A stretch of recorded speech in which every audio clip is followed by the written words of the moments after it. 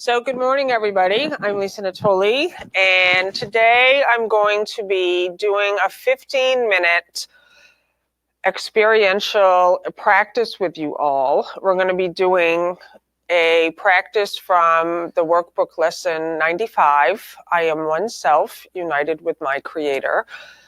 And before we do that, I'm going to give you an illustration on the board of what you're going to be doing. And so often we just stay in the conscious mind hoping for an awakening, a spiritual experience. And I'm going to show you how fast you really can bring yourself into that oneself. And the difficulty, which I'm going to get into once we get through the announcements and our cafe gratitude prayer, is many people say they want this experience. I want to wake up. I want to be happy. I want enlightenment. They say it. It's conscious. I'm going to show it to you in the illustration what happens. But deep down within each of us, intuitively, you know that if you take this journey, it will be the end of you. Good morning. Good morning. You know it. You know that if you actually take this journey, your world will completely dismantle, and you know it. And so most people say, I want enlightenment, I want to do this, I want the peace of God. And there's fear there because you're still staying in the conscious personal self-identity that is doing everything in its power to make sure you stay within the conscious realm, holding your world together. And what I'm going to invite you to do today is 15 minutes of actually leaving the world, of really finding your true self. But again, before I do that, I'm going to illustrate it for you. I want you to see what it looks like so that you can know what you're doing. And for announcements, I don't really have that many announcements. The presenter series in the Transformation Room is amazing. And it only opens up for enrollment once a month. You can get on the wait list at teachersofgod.org. Bill, if you're watching, I love you. My husband, Bill Free, is in Texas right now, and he flew down there to be with his daughter and his daughter's family. His daughter's oldest daughter, Quinny, is graduating high school, so the ceremony's tonight. And then we're going on the Camino. James is coming with us. Are you ready? Are you sure? And so we leave on Wednesday, and so we'll be gone for the next 2 weeks, and we'll still have the Friday group, and it'll still be live streaming. We have great teachers coming up. And for those of you who want to go to Los Angeles next May 2020, we have about 25 tickets at the $479 price. I know you're going. You were the first to sign up, Linda. High five. You told me. You said you wanted to go, but you weren't sure. And I don't. Yeah, right. You just cut the cord. I just cut the cord, and I got home, and there was a sign up from you. Bill goes, Linda Dudna signed up. I'm like, excellent, okay. So the ticket prices are already up to $520, and they're going to keep going up. They usually go up to $699. A lot of that price is for the food. Food's amazing. And they have 4 all-inclusive buffets. It includes all the workshops. It includes 2 3-hour conferences, pre-conference, post-conference with me and Bill. And who went to Boston? Was it awesome? Yeah, awesome. And, you don't really know what will happen when you say yes to these things. And I got this great, amazing email from this woman, Karen, in Canada. And she had written to me like 2 months ago or a month before the Boston conference. And she wanted to go to the conference. Money was an issue. And she said, if I can find a roommate, I will go. So I posted it in the Living in Purpose Facebook group, and within a half an hour, she had a roommate. She couldn't believe it. She was like, oh my God. So she bought the ticket. She came, and I got this amazing long email from her a couple days ago that she said, I thought the only thing I wanted in coming to that conference was 2 minutes to talk to you and Bill. And then she said that she didn't get to talk to us. She didn't, but what she said was that everything's changed for her. So she said before she came to the conference, she was hiding. She's never been on the Living in Purpose Mastery calls. We do live calls twice a month. She just hides. And she said since she got back from the conference, she's done 5 videos. She wants to start expressing this message. She wants to be visible. She said I did hug her, but she said, I don't even think you know who I was. And I'm sure that's true. I mean, there's so many people that come there. I said, I probably didn't know if she'd given me the reference, like if she'd connected the dot, I recognized her face, but I didn't recognize the story. Oh, this is the woman from Canada who didn't have the roommate but I said, if she had told me, I would have known. But what she was saying was, it didn't matter. She was saying, when you hugged me, it was like Jesus hugging me, and all the people that were there, and just the things that have happened since I went. And that is why I suggest people go to these conferences. Like, you might think you're going there to learn something or to meet people, but and I'm going to talk about this morning in my talk, it really is an energy vibration. When you say yes to anything, that's just one thing you can say yes to. But you go out of your comfort zone. That's way out of everybody's comfort zone. $479 and your hotel and your plane ticket, and who knows what other uncomfortable things you're going to have to go through to get there, right? And that's the disruption of the energy pattern. And I'm always encouraging that. So every Friday morning, we do something called Cafe Gratitude, which is a book of 365 meditations from a restaurant in California by the same name, Cafe Gratitude. And we always invite someone up to share. There's usually 2 quotes, things to contemplate, and then we always ask the person to come up here and just share a little bit from their own experience about what the quote means to you, and for you to think about what the quote means to you. So, Linda Dunoff. You never know what you're gonna get with me. We love that. You would love that, because I want to talk about the conference too. Perfect. Okay, so the conference changed me. I don't know, like to admit that, but let me see. I wrote this down. Oh yeah, so I had some wishes. My wish was I wanted to be famous, and then I met like Johanna and these other people. I can't remember all their names. I feel bad about that, like when you say, but that is amazing that happens, right? Like you think you're just talking to a group, but you're actually talking to people know you that you don't realize. That's just amazing.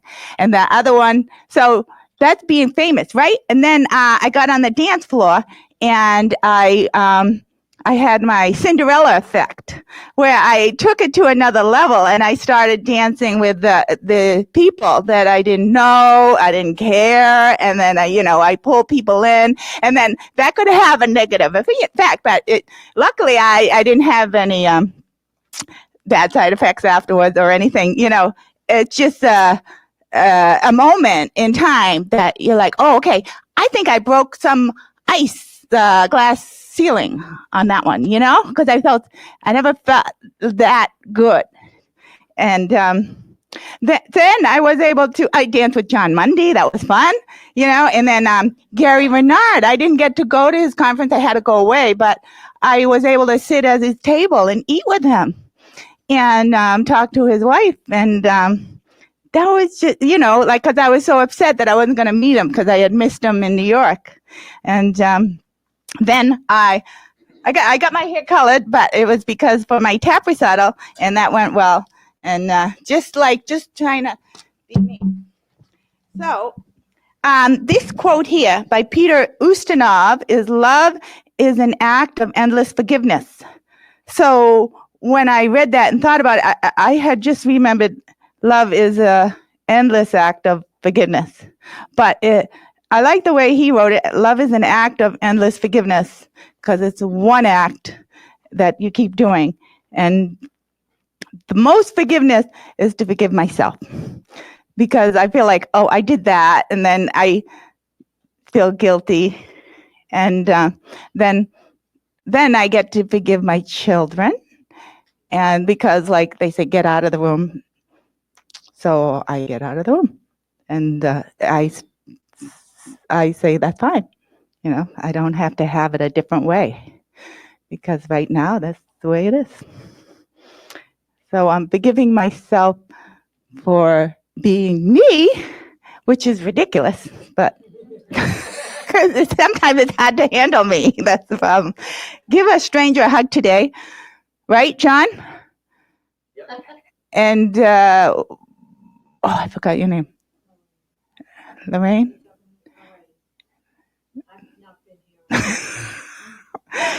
Yeah, well, I tried to do it, just that you have to consciously do the act too. So I had just keeping it in mind. Give a stranger, come up and give me a hug. I love you so much. Yeah. Okay. So today, like I said, we're going to do a 15-minute practice. And I would say it's called meditation, but it's not really meditation. What's going on there? And I want to illustrate it for you. Can you see this board? Okay. So we're going to be doing lesson 95. Just look behind the board. Where's the... Oh, okay, good. Some pens. So I totally loved Irene Tompkinson's class last week. And for those of you who did not see it, it's on YouTube, on the Teachers of God YouTube channel.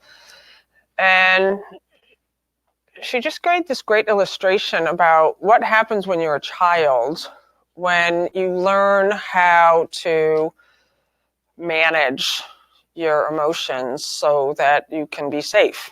So she said there's usually some sort of a disruption in your experience, and whatever, it could be your parents not talking even. It doesn't have to be a physical experience of fighting, but it's an energy field. Something's not right, and it's explosive, and then it flatlines. It could be like a fight, and then quiet, and then something else, and then... So she was saying, like, you create a pattern that causes a whole lot of unconscious behavior. So I wanted to kind of start with that, because I want to illustrate the practice we're about to go into, so that when we go into it, you know what you're doing. Because oftentimes what happens in the quiet space when you think about meditation, you're waiting for something to happen, right? You're just being quiet, and then you're not actively, consciously focusing on anything. So I want to just talk about that. So this gives you a different reference for what you can do in the quiet space. So I wanted to just give you an illustration like this. And so this is everything that's conscious in you at the tip. And this is everything that's unconscious, all of your old beliefs, your patterns, everything that you have organized yourself, and you don't even know it's there. And so what we're going to be doing today, can everybody see the board? Okay. And every time I do an illustration, I want you to keep in mind the illustration is always going to be limited, because I have to use language. So as if you've done the 40-day program, you know I do circles, I do a center and outside of the center, I do lines, I do sequential lines, I do rise up, I do rise down. So I just want to sort of put that disclaimer on here before we begin, is that I'm just giving you a reference. You're not actually going down, you're not going within. Because what you're going to discover when you find your one self, that is one with your creator, one with everyone and everything, one with all your brothers, there's no in, there's no you, there's no space, there's no containment. So you're not out either. Does this make sense to everybody? You're everywhere. You're in every particle. You're in every wave. But what we do as bodies is we contain ourselves as people. There's a limited self-identity, and there's a me, and there's a you. So here's the tip of everything that you're conscious about. So here is all of your difficulties, your problems, your sickness, your joys, everything all your laws, how to be happy, how to be successful. And let's just say for the process of this illustration and the practice we're going to do is your one self is here. So but it's not. Just keep that in mind. Your one self is, but I want you to just get a sense of what you're focusing on when we do this practice. So this one self, your true self, your true identity is eternal, unlimited, ageless, no gender, pure light. This is what you are.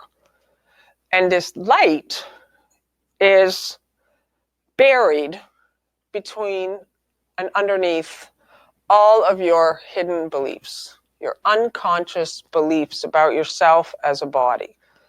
So it's there as a light within you, and we have to find it. We're going to find this light and become one with it.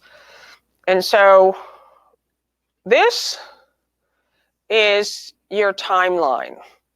Okay, so here's your birth, and here's your death, and here is the now, in somewhere in the middle, and you have a past, and you have a future, and this is, I have a program called the Healing Cure, and I call wherever you've located yourself your point of viewing. That comes from my friend Max.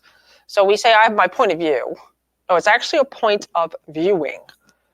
It's the point where you locate yourself, and from that point, wherever it is what you are going to see. So when you have located yourself in fear, or if you've located yourself as the body, that point is fear. That's just the fast track. And so all you can see from this point of viewing, which is a location, Jesus calls it a point of perception. So he says healing is a shift in perception. So you're shifting the point. So if your point is here on a time-space linear timeline, your point as a body can only see, this is what you're seeing, you can only see pain, suffering, sorrow, because that's where your location is. Does this make sense to everybody? Is it logical? Yes. So what happens with people is we go, and everybody else has got timelines. There's somebody else's timeline, there's somebody else's timeline, and everybody's located in different points of viewing on their timeline, wherever it is. And what we do in time and space is stay above the line. We very rarely, I would like to know how many people in here spend time in their oneself. You take time every day to connect with that light and stay there, right? And I'm going to talk about what happens when you do this. This is the transformation. So what we do in time and space often, we just don't know any better, is we go searching around time and space for a way to change ourselves, our personal self-identity. How can I lose weight? How can I make money? How can I have better relationships? How can I be successful? How can I, whatever. And we go wandering around here trying to find happiness. Happiness isn't here. Happiness is here.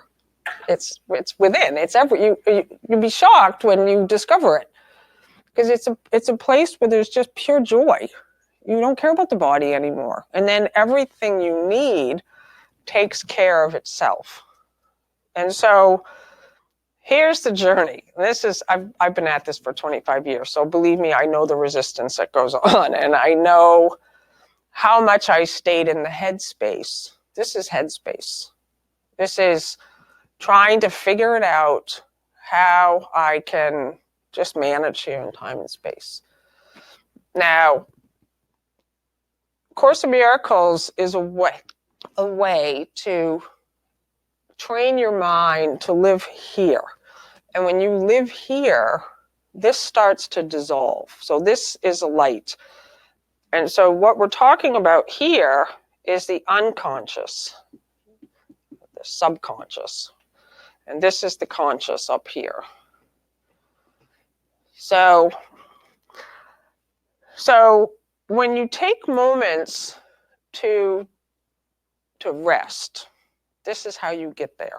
You get to this place in the relaxation, when you can let go of all of this. But most people don't dare. You want to say something? Is that place the unconscious? Hold on. Is the place you're talking about the unconscious part of this, the surrendering? No. So that's why I said this illustration is limited. I'm giving you one illustration. That's a great question. So this self is not in the unconscious, and it maybe is not the best illustration. So the self is everywhere. So, but what I'm using for this illustration is to show you that in order to reach this self, your eternal self, is to sink down away from the world. I'm only giving you this illustration so that when we do the 15-minute practice, you kind of get it. What most people, I've seen it in myself for years, we just don't dare to go there, because deep within all of us, if you let go of your hold on how you hold your world together, it is going to start shifting, and it is. The scientists already have shown that when the energy shifts a little, it just, right, every head in the room's going like this.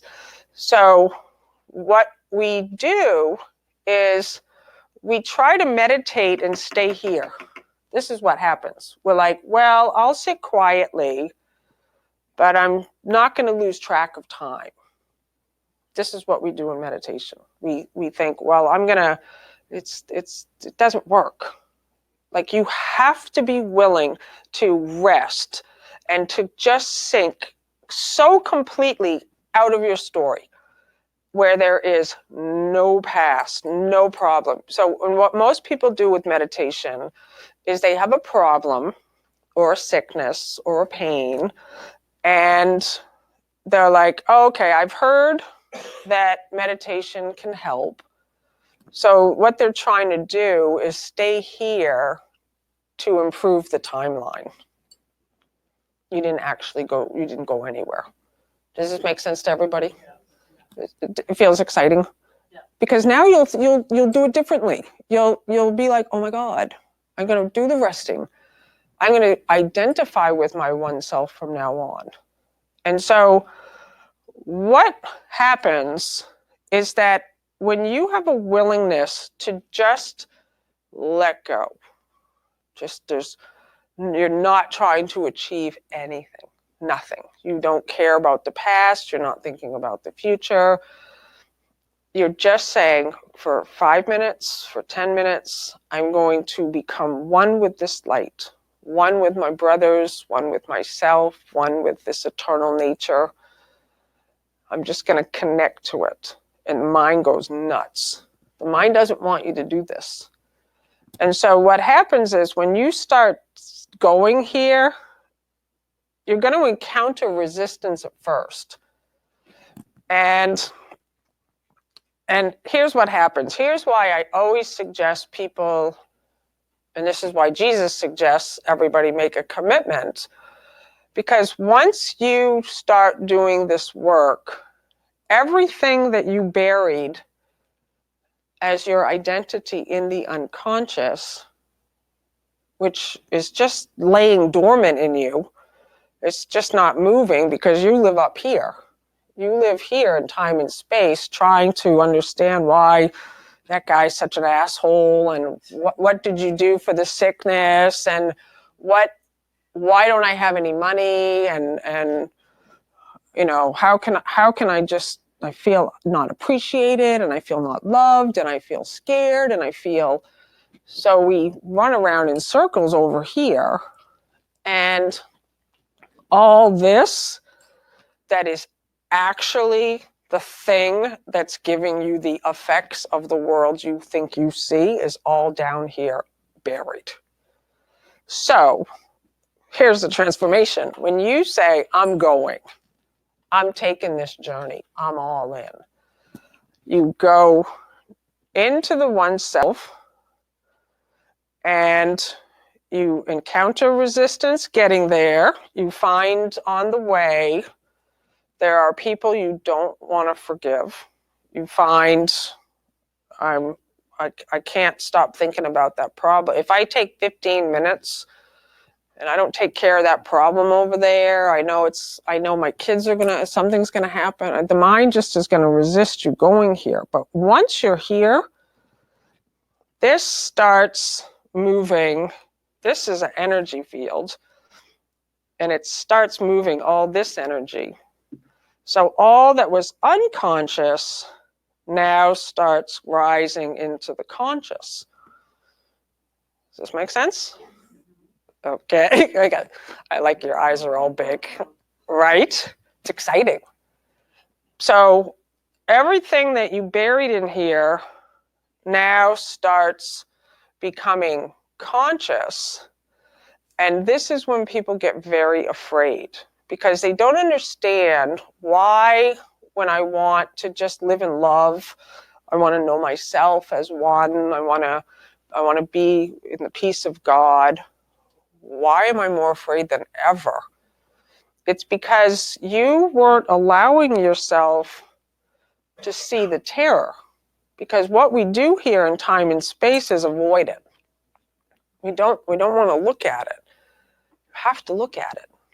You have to actually go there. Your worst fear, you have to go there. And I love the line in the Course in Miracles. I don't know it exactly, but it says something like,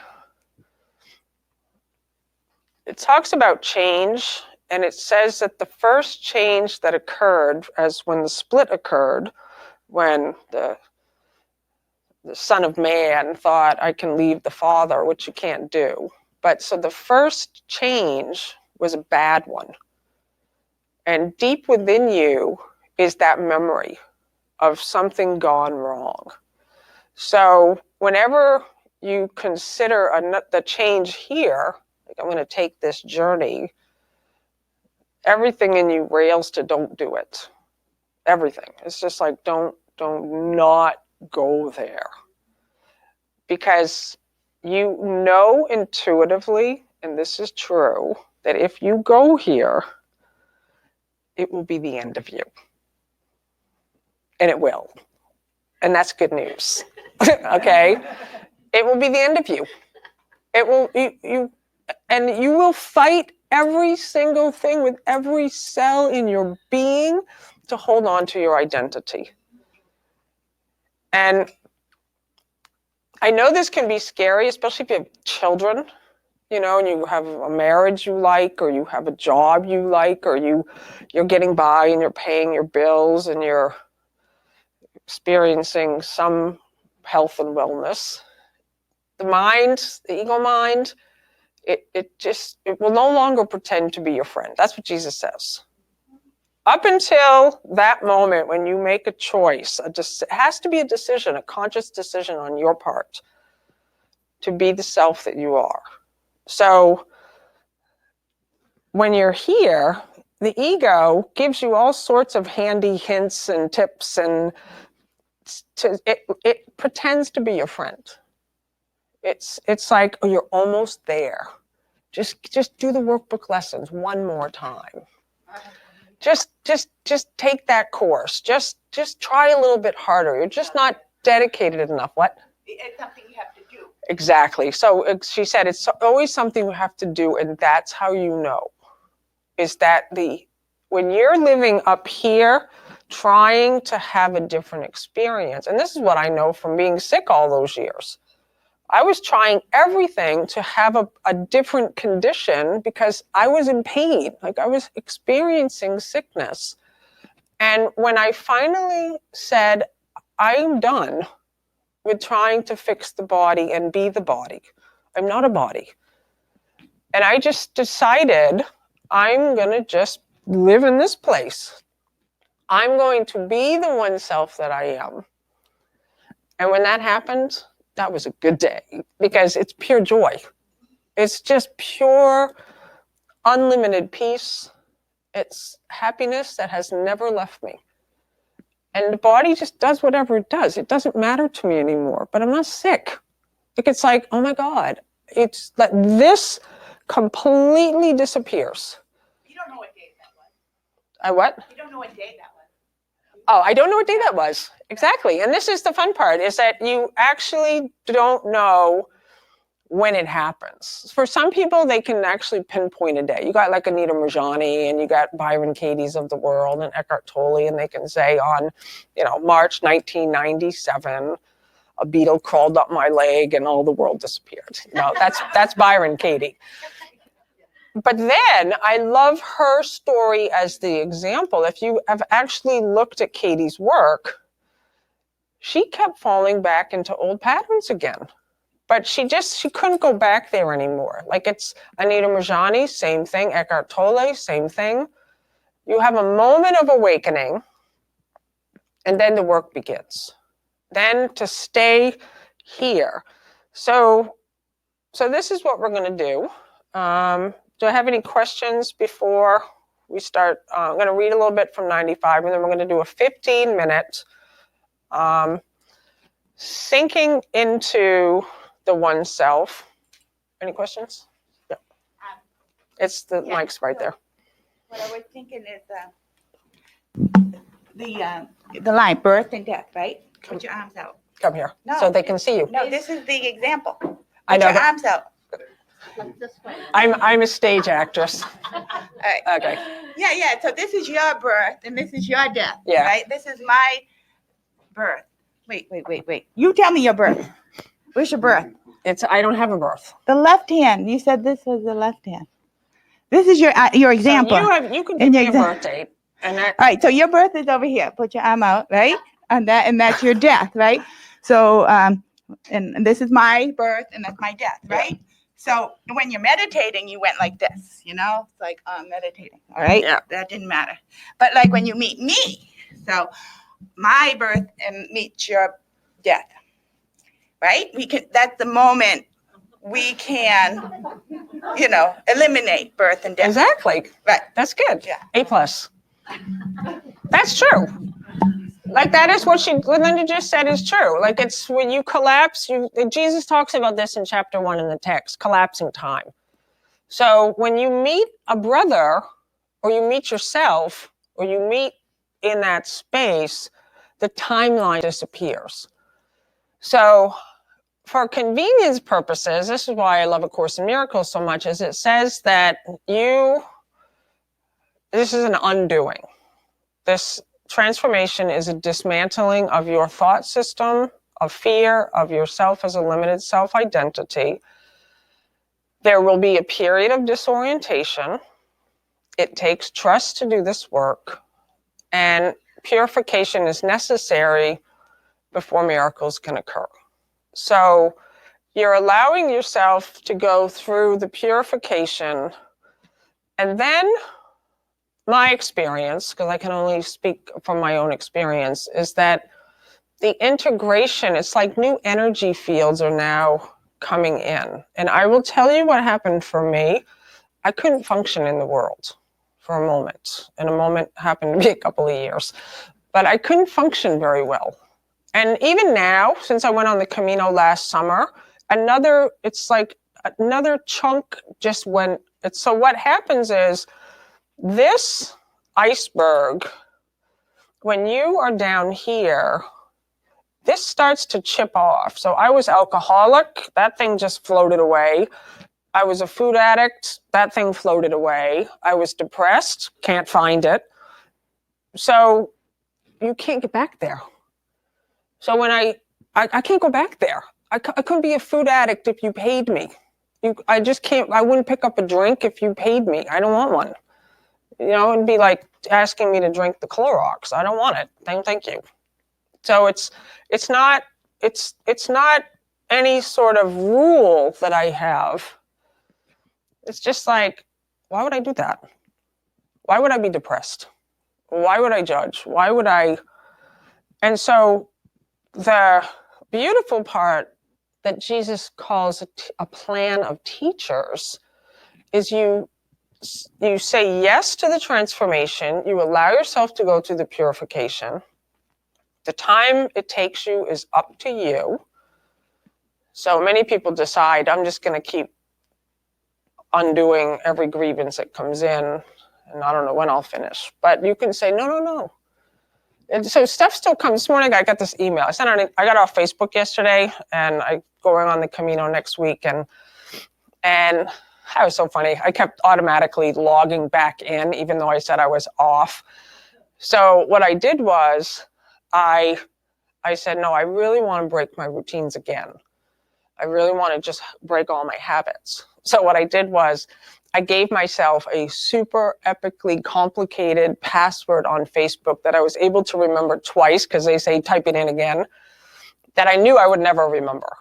So I typed it in twice. I got in as a new password. I didn't write it down. I don't have any idea what it is right in this moment. And then I clicked the unclick for auto passwords on my computer, and I took it off my phone. So now I can't get in Facebook. So, and yesterday was like so weird. I was like, where'd the world go? Oh my God, like where is everybody? Like it was weird for me. And then this morning I sent out an email just letting people know about the Friday group and the live stream. And I get this really mean message that said, Facebook is for people with low self-esteem and no self-worth. Stop sending me emails. Now, if you live here, right, and your several faces just went like this. That's what happens when you live here, right? It's like, and it's like an energy field that hits you, right? Like unkindness. Like it just hits you. It's like, and that's what we do here. We wander around feeling unloved, unappreciated, not seen, mad, angry. Your point of viewing is giving you absolute results of where you think you are. So so my point is, once you undergo this, Jesus says, now go back He invites you to go back now that the light has dissolved the darkness. Carry the light back into the darkness. That's why I teach. That's what Jennifer Hadley was doing in Boston, inviting a room of 150 people to start course groups. That's what I do. I want you guys to start giving the message away. But first you have to go through the transformation. Allow the purification to happen. Be about it. Don't waste time. And then you are now a light up here, but you're not here, actually.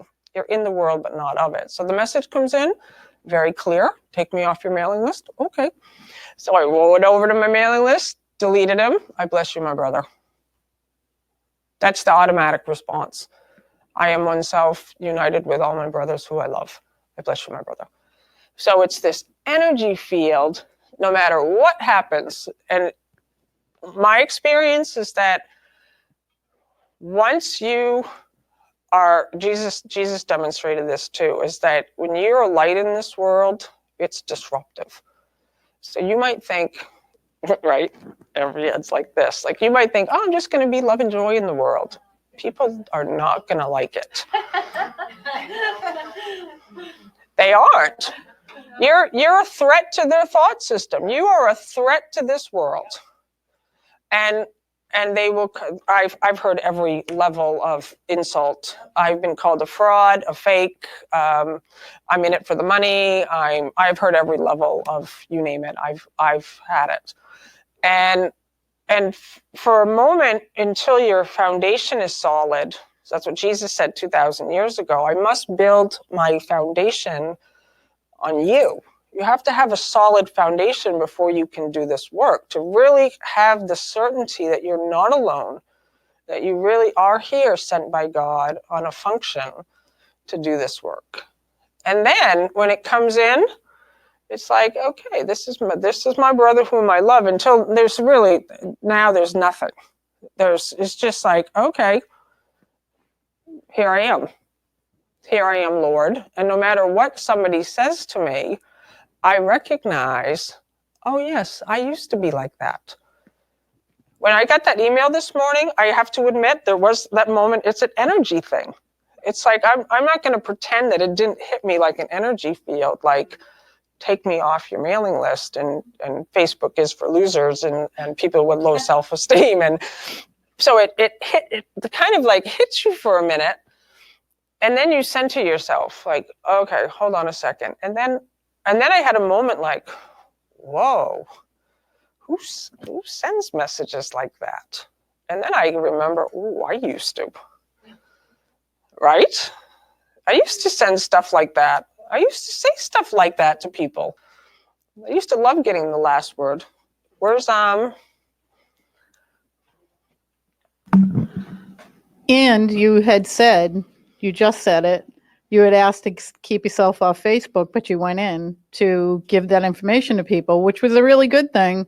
However, that energy hit first. Mhm. You asked to stay off of Facebook. So what's the first thing that your energy brings from the universal energy? Someone attacks you about Facebook, Yep. what you had just said about yourself. Yep. I got to stay off here. So we literally called that in. Yep. And as soon as I see I've called it in, I'm like, damn, I just called the actor in to show me exactly what I was before, like you said, how I could be, or what I was just thinking. Because you're that wicked high energy, Mhm. as most of us in this room are. And so what we think, bang, it Yep. happens that fast. Exactly. And that's, I saw that too. Like and that's what's so fun about this work, because you're just bringing up the dredges, and you're just going, okay, I can shine that away with the light of my mind. That's all. It's like it's old energy fields that are in the one mind, which I'm now conscious of. It's just that pure awareness. Would you block people? I have blocked people, yes. Yep. So just on the things that I've blocked people on is I saw on my own Facebook wall them going to other people's Facebook walls and saying stuff on other people's Facebook walls. And so I was like, this is just not necessary. But then I could unblock them. You know, see, it's important that you never get stuck in like thinking you know what you're going to do for the rest of the month or the year or Like in any single instant, it's like I block them all, or I keep them blocked forever. It doesn't matter. But it's like being conscious of what you're doing. Like, am I holding anybody apart from myself? So we're going to do a little exercise. And this is lesson 95. I am one self united with my creator. And I want to take the time to just go into the stillness on this lesson. So it says, today's idea accurately describes you as God created you. You are one self united with your creator. You are one within him and one within yourself. Yours is the unity of all creation. Your perfect unity makes change in you impossible. You do not accept this, and you fail to realize it must be so, only because you believe you have changed yourself already. You see yourself as a ridiculous parody on God's creation, weak, vicious, ugly, and sinful, miserable, and beset with pain. So if we look at this illustration, you've separated yourself from the love that you are. Your point has moved from here, this point of viewing, which is where you want to be, to here. Here, you think you're weak, limited, powerless, not loved, ugly. This is your view of yourself. And so the transformation is a shift in your perception. And what the ego wants you to do is don't do that, anything but that. Just go on a diet. Just make a little more money. Just be a little more kind and just be a better person. And you go, no. Like I said, and once you do this, the ego will no longer pretend to be your friend because it knows it's the end. When I say you, it's the end of the ego. It's the end of your limited self-identity. So, such is your version of yourself, a self divided into many wearing parts, separate from God, and tenuously held together by its erratic and capricious maker to which you pray. It does not hear your prayers, for it is deaf. It does not see the oneness in you, for it is blind. It does not understand you are the Son of God, for it is senseless and cannot understand anything. We will attempt today, this morning, right now, to be aware of only what can hear and see and makes perfect sense. We will again direct our exercises towards reaching your one self, which is united with its creator. In patience and in hope, we try again today. The use of the first 5 minutes of every hour for practicing the idea for the day has special advantages for the stage of learning in which you are at present. This is day 95 in the Workbook Lessons. So if you've been starting the mind training, you've committed to 1 year, you've now been at it for 3 months, and listen to what Jesus says at the 3-month mark. It is difficult at this point in learning not to allow your mind to wander if it undertakes more extended attempts. You have surely realized this by now. So he's asking us up until now 5 minutes per hour. You have seen the extent of your lack of mental discipline and your need for mind training. It is necessary that you be aware of this and not make yourself guilty for it, but just recognize, like, all right, yes, I need mind training. It is necessary that you be aware of this, for it is indeed a hindrance to your advance. Frequent and shorter practice periods have other advantages at this time. In addition to recognizing your difficulties with sustained attention, you must also have noticed that unless you are reminded of your purpose frequently, you tend to forget about it for long periods of time, right? Who's got that? You often fail to remember the shorter and more frequent applications of the idea for the day, and you have not yet formed the habit, or forming a new habit, of using the idea as an automatic response to temptation. Structure then is necessary for you at this time. Plan to include frequent reminder of your goal and regular attempts to reach it. Regularity in terms of time is not the ideal requirement for the most beneficial form of practice in salvation. It is advantageous, however, for those whose motivation is inconsistent and who remain heavily defended against learning.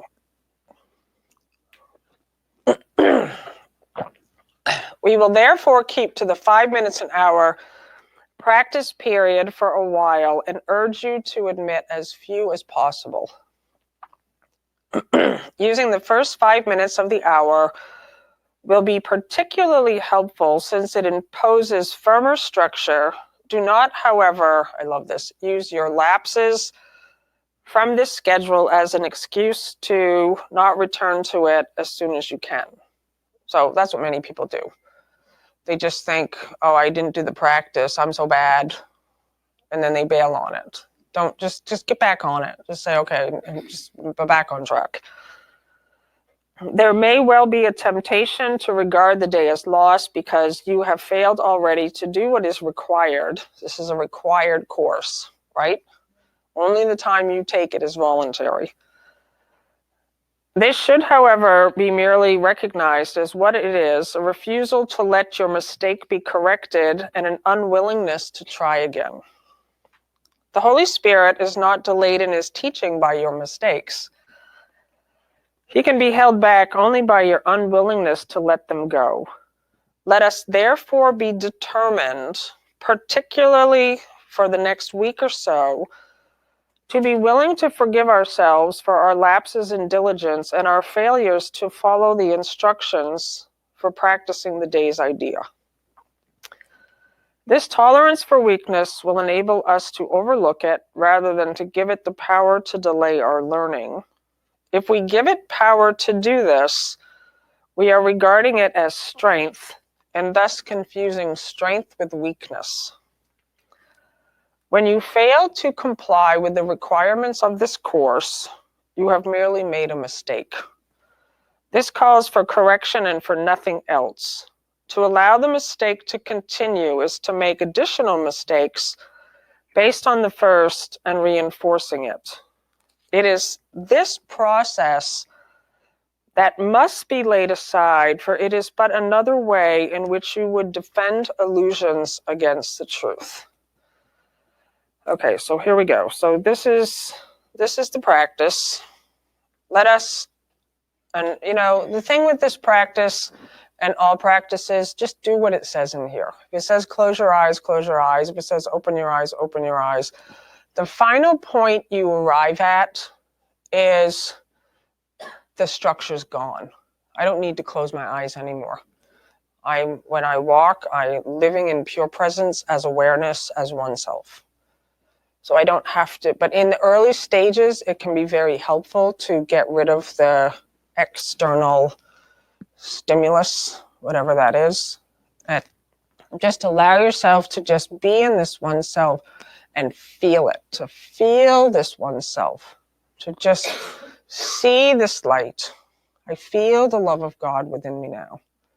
The peace of God is shining in my heart and extending around the world. To actually see that, to just, and at first it's just like imaginary, that there's a light in your heart that's shining. We don't think that way as humans, right? But you start to say, oh, wow, okay, I can accept that for this moment. And to know that it is reaching through every mind and time. Let all these errors go by recognizing them for what they are. They are attempts to keep you unaware you are oneself united with your Creator, at one with every aspect of creation, and limitless in power and in peace. This is the truth, and nothing else is true. Today, we will affirm this truth again and try to reach the place in you which there is no doubt that only this is true. Begin the practice periods with this assurance given to your mind with all the certainty that you can give. I am one self, united with my Creator, at one with every aspect of creation, and limitless in power and in peace. Now close your eyes.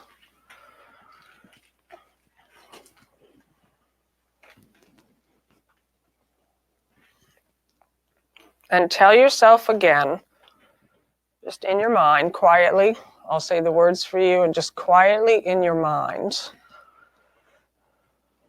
tell yourself, slowly and thoughtfully, attempting to allow the meaning of the words to sink into your mind, replacing false ideas. I am one self.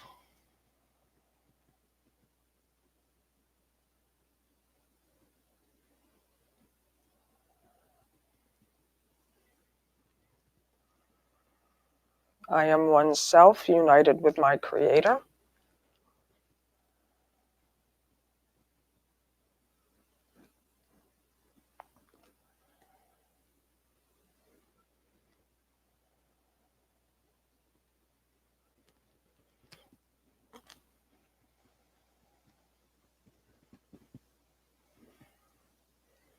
At one with every aspect of creation, and limitless in power and in peace. I am one self, limitless in power and in peace.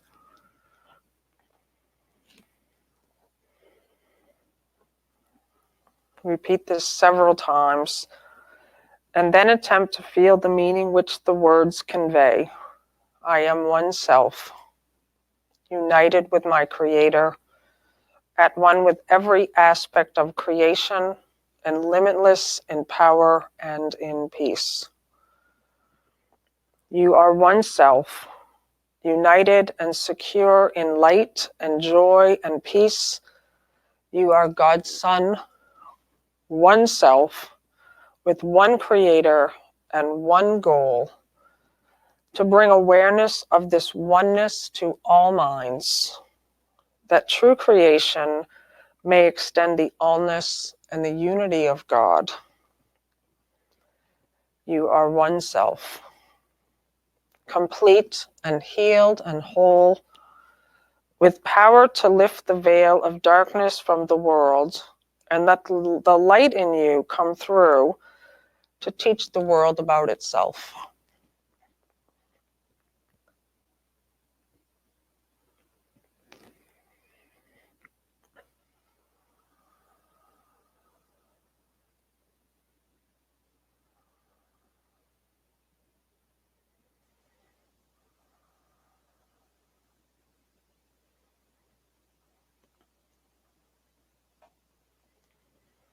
You are one self in perfect harmony with all there is and all that there will be.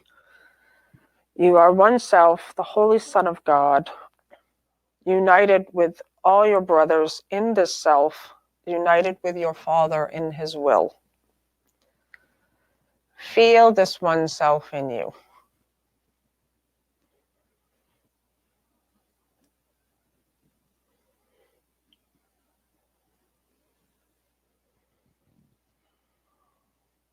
Feel this one self in you. The self is the light you are. Feel it. You are loved, lovable, pure light. Feel this one self in you and let it shine away all your illusions and your doubts. This is yourself. The Son of God Himself, sinless as its Creator, with his strength within you and his love forever yours. You are one self. And it is given you to feel this self within you and to cast all your illusions out of the one mind, which is this self, the holy truth in you. Do not forget today, we need your help, your little part in bringing happiness to all the world. And heaven looks to you in confidence that you will try today. Share then its surety, for it is yours. Be vigilant. Do not forget today. Throughout the day, do not forget your goal, to remember you are one self, united with your Creator, at one with every aspect of creation, and limitless in power and in peace, with one goal, to bring awareness of this oneness to all minds, that true creation may extend the allness and the unity of God. Repeat today's idea as frequently as possible and understand each time you do, someone hears the voice of hope, the stirring of the truth within his mind, the gentle rustling of the wings of peace. Your own acknowledgement you are one self, united with your Father, is a call to all the world to be at one with you. To everyone you meet today, be sure to give the promise of today's idea and tell him this: you are one self with me, united with our Creator in this self. I honor you because of what I am and what he is, who loves us both as one. Amen.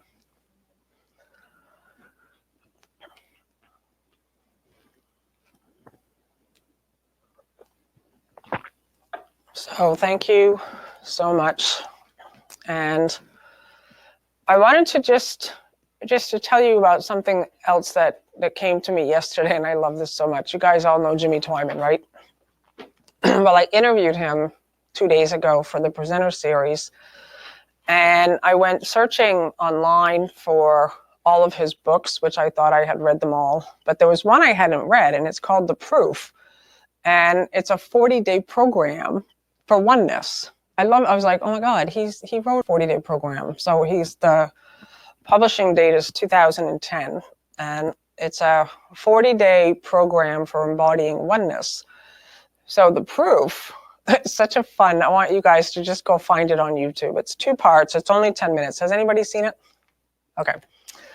So James Twyman, when he was a kid, learned how to read people's minds. So there's just many people that teach that kind of thing because we're all one. And so our minds are connected as one. And he used to do mindless magic kind of stuff, and he acknowledges that. And he used to hide stuff around his house, and his family was the one that had to be the victim of all of his little games. And he got really good at it. And so he decided to put an ad out on Craigslist, and he found 4 volunteers that would go into a grocery store and hide anywhere they wanted a spoon, and he would find the spoon by them directing him only in his mind. And so in the movie, in the little video clip, he holds on to another spoon, and he basically said, just tell me where it is, but don't tell me verbally. Just in your mind, go left, you're close. Go here, stop, you're close. And he found all 4 spoons in under 3 minutes. Some of them he found them within a minute, and it's in a grocery store. And so we got it all on videotape. So he decided, because he's so bold, he's a trailblazer, that guy. He talk to his publisher, Hay House, and Reed, oh my God, what's his? Tracy. Reed Tracy, thank you so much. Reed Tracy decided if they could hide something in the United States and Jimmy could find it, Reed was going to give $50,000 to the Hay House Foundation. And if he couldn't find it, Jimmy had to give $50,000. So Jimmy decided, I'll do it. So Jimmy has a copy of his book and gives a friend of his $1,000 for being part of this experiment, and maybe to use it as a plane ticket to get wherever she needed to go to hide the book anywhere. And he only said it can't be somewhere I can't get to it. Like it can't be in a locked safe, and it has to be somewhere I can get to. So he found it. And he shows it on tape, like what happens. He shows them, he just gets a map, a big paper map of the United States, and she stands on it, and all she has to do is think where it is. So he picked up where it was from her thinking it, and found out it's in Seattle, Washington. So they got on a plane, they go fly out to Seattle. Seattle, Washington's a big place, right? They're looking for a book. But in the same way, if I told you the book's in Seattle, Washington, in a bush over here in this neighborhood, you would be able to go find it, right? How come we can't do that in our mind, right? Like we're moving into the space where you can see that your mind is very powerful and it is communicating with everyone. What are you thinking? What is in your mind? What are you communicating all day long? And so you really, this hopefully will just wake you up. Like what we do here, the messages that we're sending in our mind is, I have a problem, I don't like you, I don't like myself, I'm upset, I'm worried, I'm afraid. We're rippling these messages out to everyone and everything and getting the effects of what we're holding in our mind. And so he did a beautiful job with the book, because I ended up ordering a copy of the book and I read a lot of it last night.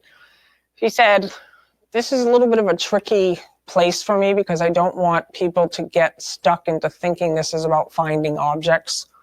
Like he only used that as a powerful demonstration that minds communicate.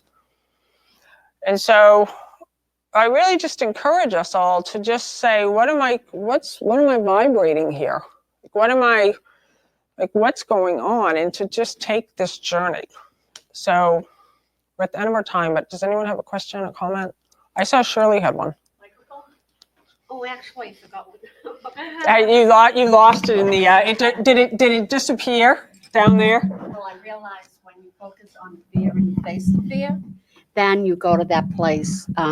Say that again, you realize when you face the fear? Well, I realized when I was in fear, I used to call it, with other people that we were doing the Course in Miracles with, we called it the deep dive. So that when you face the fear and you realize that you're going to have obstacles come in your way, like you said, you may find that you haven't forgiven someone and it's right in your face. And it wasn't when you do the turnaround, it wasn't what they did to you, but it's what you did to them. Exactly. And you have to forgive yourself for doing that. Exactly. So there was a lot of that. Exactly. And yeah, it just disrupts everything, all of your belief systems. And until you come to the light, which is under the bushel of all this negativity that you had growing up with. And so I loved your talk, Lisa. Oh, thank you. It was so clear to me. Yep. Thank you. And I love how you just described all of that, Shirley, because that's where you can't hang on to anything in this world. Because as long as you want to hang on to your story of your victim as how you were as a child, you're still holding on to that belief system. You're still holding yourself up here, but you don't know what you're doing. So it takes a willingness to loose the world completely, to release everyone from the stories, to release yourself from the story. To say, and the mind it's got so many little hiding crevices. Like I said when I was in Boston, I think in the Friday night class that I did, who here loves everyone and everything? And a couple hands went up. And then I said, who loves the body? Every hand went down. So it's like the mind, it's like you can say, I love everyone and everything, but you think, I wish I could lose 10 pounds. No, but seriously, like unless you totally love everything, every part of your body, every part of your work, every part of your life, you love it all. Not the three-dimensional part of it, but you know, like, oh my God, I am love, and everything is reflecting this love. And that's the work, to really find out where the mind is still hiding and wishing things were different. Susan?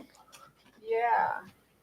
I was thinking of when you were saying the ego is constantly criticizing you. I'm dumb, I'm stupid, I'm weak. The ego could also take the opposite form.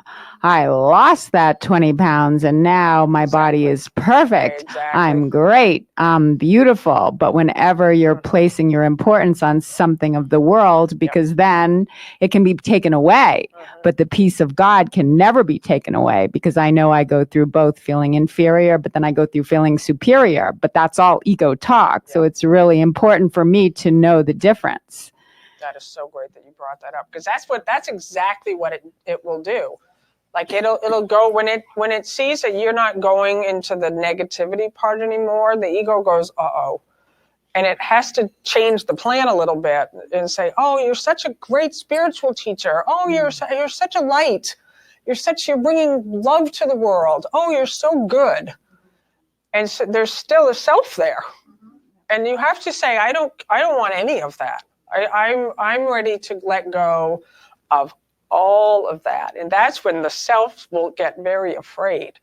Who are you if you don't have an identity as a mother, a father, a teacher, a friend? And this will change. Like I'm sure you've all discovered it. Like what you think is solid up here, who you think your friends are, where you think your safety is, what you think is set in stone. When you make this journey and you're like, like all my friends before, back in the day, I used to hang out in the bars, and all my friends were drinkers and partiers. They're gone. And one remains, and she changed. But that's where this is so exciting, when you see this really new world. I thought that whole world of bars and vomiting in toilets and hangovers in the morning, and that was a very real world to me, right? And when I really just said, I'm just surrendering. I don't go to bars anymore. I don't vomit in the toilet anymore. I don't wake up hungover anymore. That world's gone. I just love your face so much throughout this entire talk, Nancy.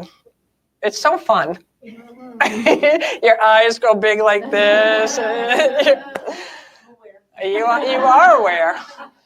Okay, so we're at the end of our time. Thank you, live streamers, for watching. I love you all. And we'll just rise and join in our closing prayer circle.